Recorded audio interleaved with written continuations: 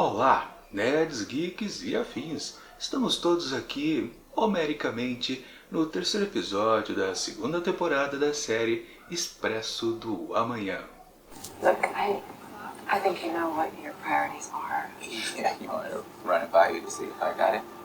Protect the science. Number one. Yeah, to do that, I'll have to hold off the megalomaniac who created this world and wants to get power back again. And he's already got some supporters on his side. Yeah, it's about the size of it. Pois bem, pessoal, cá estamos na terceira parte aqui desta segunda temporada da série. E podemos já considerar que, será que ela está se desenvolvendo bem? Bom, dá para considerar principalmente por causa deste episódio aqui, que não muito. Pra sendo bem sincero, logo de cara, já adiantando tudo que eu tenho para falar aqui, que não vai ser muita coisa, confesso. Realmente, esse episódio aqui, ele não chega a ser um filler, mas é um episódio de preparação. Sempre lembrando que é um episódio filler. É aquele onde só temos encheção de linguiça, onde literalmente você consegue descartar o episódio porque simplesmente o que é apresentado não serve para nada. Esse episódio aqui quase chega a isso. E é por isso que a gente pode considerar pelo menos que esse episódio ele é de preparação, porque literalmente é aquele momento do jogo onde as peças estão sendo posicionadas. Só que no fundo, o jogo nem avança nem retrocede. Na verdade, ele apenas se prepara para uma jogada futura.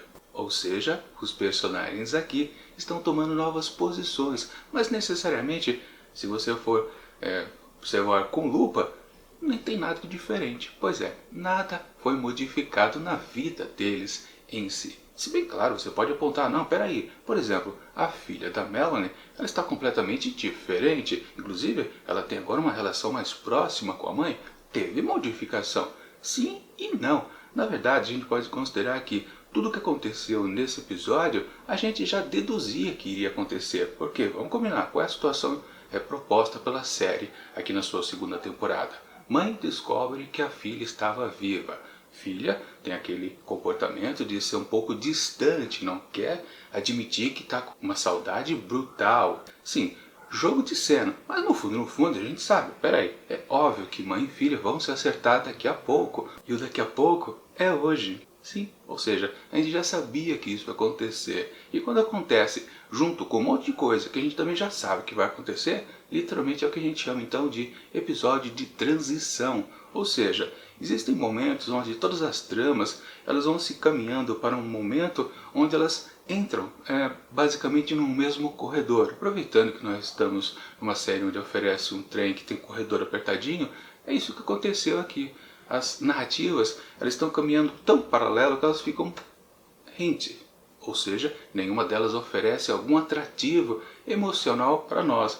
Mesmo de novo, sim, a parte das cenas das duas personagens, mãe e filha, foi interessante. Talvez a melhor coisa que a gente tem para dizer aqui a respeito desse episódio. O que não faz, por exemplo, que tudo isso aqui se transforme numa bela de uma porcaria, por exemplo. A gente pode destacar que sim, tá, as cenas com as duas, sim, são emotivas, são interessantes de serem assistidas. E claro, no fundo, a gente que está acompanhando a série torcia para que elas, claro, ficassem bem. E isso acontece, ok. Mas e o resto? Bom, aí, de fato, é pura enrolação mesmo. Porque, vamos combinar, por exemplo, na história da Teal. Sim, ela continua a sua investigação a respeito lá da mutilação que a Lights sofreu na sua mão. Deceparam 2 dedos dela. E literalmente, olha só o que acontece aqui. Ela mostra mais uma vez como ficou o estado dos seus dedos, da sua mão. E bom, a gente já tinha visto isso em episódio passado, literalmente o anterior, né? No segundo. Foi repetido. E o que aconteceu com a história de fato? Bom, ela vai atrás então dos agressores. Mas isso serviu para alguma modificação na história em si? A gente sabe que foram aqueles caras lá, os tais maquinistas. Aliás, aquele personagem principal fazia tempo que ele não aparecia, né? Eu até estava pensando que ele tinha morrido lá na revolução que aconteceu. Mas não, ele está vivo ainda tem os seus companheiros de trabalho. Mas, de novo, tá lá, meio que estampado pra gente. Foram eles que fizeram aquilo com a Lights. E daí? A história avançou? De sabermos essa informação? Não, nada. Tá paradinha no mesmo lugar. Ou então, na questão da rivalidade, Layton e Wilford. Avançou alguma coisa? Também não. Só tivemos aquela cena super, né? Para constar que temos de novo uma série que fala sobre um ser superior que oprime as pessoas. Pois é, aquela cena ridícula que eu considero, né? Lá naquele ponto de transição entre o Snowpiercer e a Big Alice, quando abre-se lá a comporta, damos de cara com o cidadão sentado num trono. Olha que bonito. Sim, o Leighton deu risada daquilo, daquela cena. Mas eu também dei. Acho que muita gente também considera esses momentos da série uma bela de uma frescura. Com certeza percebeu também isso e riu junto com o Leighton. Que papel ridículo que tu tá fazendo, meu filho. Só tá se mostrando um belo de um palhaço. O poder você não tem nenhum. Literalmente é o que aconteceu ali naquela cena. Mas fazer o que? A série necessita, ela precisa vender isso. Eu não sei quem é que consome esse tipo de produto, né? Essa coisa da luta de classe. Quer dizer, a gente sabe, mas vamos fazer de contas que a gente não sabe quem é. O que vale é que, de verdade, nada aconteceu pra frente na narrativa entre a rivalidade dos dois. Nada de nada. Inclusive também em relação ao Will Ford com a sua rusga com a Melanie, naquele terror psicológico para cima da Alex, tentando convencer ela a não deixar que a mãe saísse ali do trem. Ou também, né, numa situação assim, talvez questão de aproveitar a oportunidade, né, quem sabe matar todo mundo também, né, separar os trens, enfim. Ele estava naquela dúvida, inclusive depois a própria Melanie fala para a filha, né, não se sinta culpada do que o outro quer imputar em você, ou seja, mortes nas suas mãos. Não é você, é ele que está fazendo esta crueldade. Mas, mesmo assim, aquilo também não deixa de ser um repeteco do que havia antes. De novo, a relação entre os três, Wilford, Melanie e Alex, necessariamente não avançou, porque esse clima dúbio que a Alex tem para Wilford já existe desde a primeira cena onde os dois estiveram juntos. A gente sabe, obviamente, que ela respeita ele é um tutor para ela, mas ela sente medo ao mesmo tempo. É óbvio que no futuro ela vai ficar do lado da mãe, não tem dúvida disso. O que torna tudo uma bela de uma enrolação também. E tirando isso, o que mais aconteceu aqui no episódio? Bom, sim, tem aquela questão lá do Bob Gelo, né, que é aquela figura monstruosa que resiste ao frio. E o que nós soubemos aqui de novidade? Nada. Literalmente vimos qual é o processo lá dos dois cientistas malucos em fazer com que ele cada vez mais suporte um pouquinho mais de frio. E ficou nisso. Mas a gente já sabia que ele suportava altas cargas de temperatura baixa. Sim, a gente viu lá no primeiro episódio, foi no primeiro? Acho que foi quando ele apareceu a primeira vez. Então, qual é a novidade? Também nenhuma. Ou seja, o episódio inteiro ele a todo momento parece que apenas uma encheção de linguiça, um belo de um episódio filler. Mas eu ainda consigo achar uns pontinhos que dá para considerar que ele é apenas de transição, de reposicionamento dos personagens e suas tramas. Ou seja, a partir do próximo episódio, que aí sim teremos os desdobramentos de tudo que foi colocado por aqui. Ou seja, apenas isso. Mas aí você pode se perguntar, mas peraí, por que eles fazem um episódio deste peso? Ou seja, quase peso nenhum. É coisa que acontece quando você está desenvolvendo as narrativas de todos os personagens. Como eu disse, calha de todas elas ficarem todas colocadas no mesmo corredor que não tem amplitude nenhum no que vai acontecendo com cada um dos personagens. Sim, claro, o showrunner da série, ele pode muito bem falar para os roteiristas, não, peraí, vamos pegar coisa que acontece no episódio seguinte e vamos colocar para cá. Ou então o que estava no episódio anterior, vamos puxar também um pedacinho para cá, justamente para ter uma coisa mais oscilante, que a gente percebe enquanto um personagem não está no seu momento de destaque, outro ocupa então a posição ali na frente do palco. Tudo bem existirem várias tramas paralelas, mas necessariamente elas não podem vibrar todas ao mesmo tempo, encontrar o seu ápice no mesmo episódio e depois em algum todos estarem mais abaixo. Produz, quando isso acontece, exatamente esse tipo de episódio, ou um episódio filler, ou um episódio de transição, que é este daqui. E, ironicamente, ele é intitulado Uma Grande Odisseia. Qual é a grande odisseia que aconteceu por aqui? Não, foi apenas um grande de um tédio.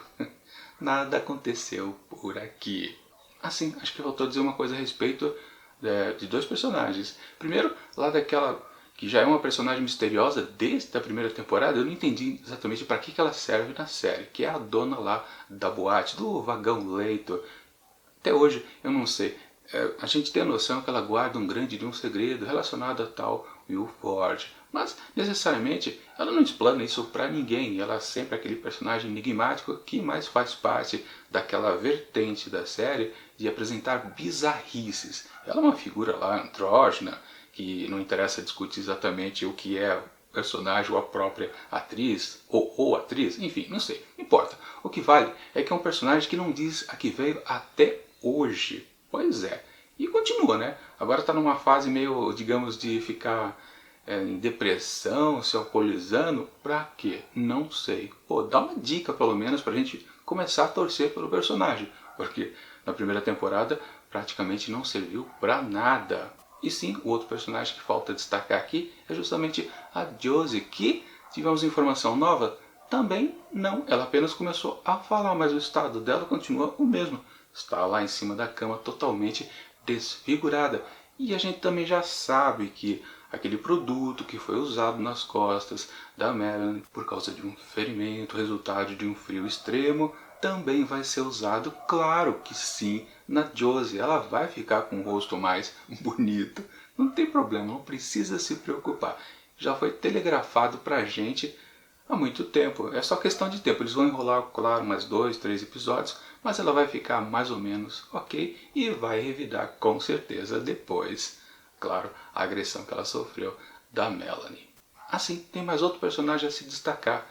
Aquela mulher jovem, né, não tão jovem quanto a Alex, mas que dorme no beliche acima ao dela. Foi destacado, né? Aquela abertura do episódio, quando o Will Ford faz a sua transmissão diária de bom dia ao pessoal ali da Big Alice, ela não suportou ouvir de novo, mais uma vez, aquela música lá. Pois é, foi muito bem destacado e depois, obviamente, quando a Alex veio apresentar onde ela dormia para a mãe, de novo, também aquele personagem recebeu uma dica. Ó, prestem atenção que vai ser importante. E lembre-se, antes a mãe havia perguntado à filha, você tem algum amigo? Eu percebi que não existem jovens aqui na Big Alice. Ela disse que não, mas provavelmente acho que talvez ela tenha um tete-a-tete com esta vizinha do andar de cima, com certeza. Alguma coisa vai pintar aí. E também lembrando que lá no episódio, foi anterior? Acho que foi, né? Que eu havia dito que ela vai ter também alguma ligação lá com a maluquinha, a LJ,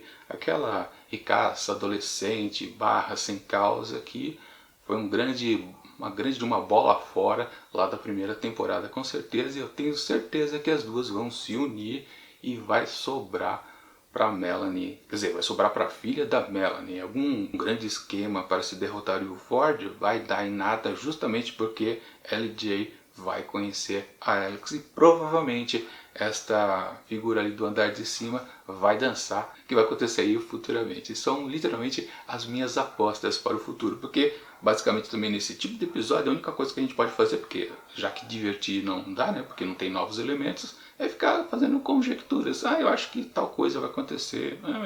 Assim, apostas e mais apostas.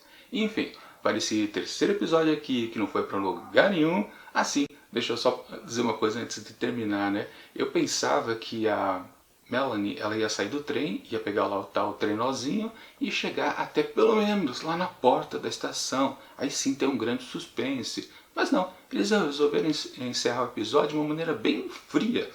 Só para combinar com a série, né? Literalmente, ela sai rolando lá do trem, olha para trás, ele indo embora e acabou. Não tem mais nada.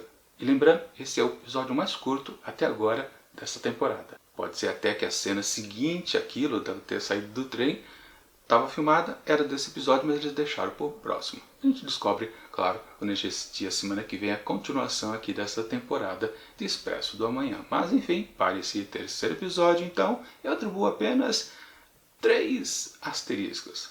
Fraco, fraco, fraco. Quase um episódio esquecível. É isso.